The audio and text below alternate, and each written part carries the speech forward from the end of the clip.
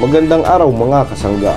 Sa layunin ng kabutihan at pagmamalasakit, ang kasundaluhan ng 2nd CMO Kasangga Company at ng 1st CMO Diplomats Company ng 9 Civil Military Operations Battalion, Simor Philippine Army, ay aktibong nakilahok sa Uragon Run na inorganisa ng Alpha Phi Omega.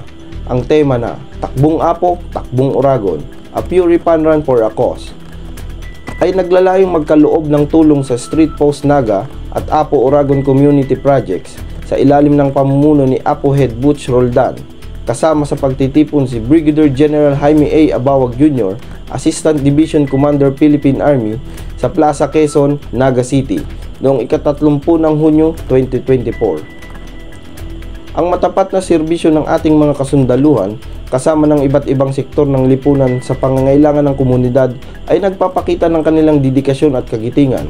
Sa bawat takbang nila sa pagtulong at pagsasama, sila ay nagiging inspirasyon sa iba na sumunod at magpakita ng parehong antas ng pagmamalasakit. Isang napakalaking tagumpay ito sa pagpapakita ng tunay na serbisyo at pag-asa para sa isang mas maganda at makataong kinabukasan. Mula sa 2nd CMO Kasangga Company, ako po si Roland at ito ang inyong Kasangga News.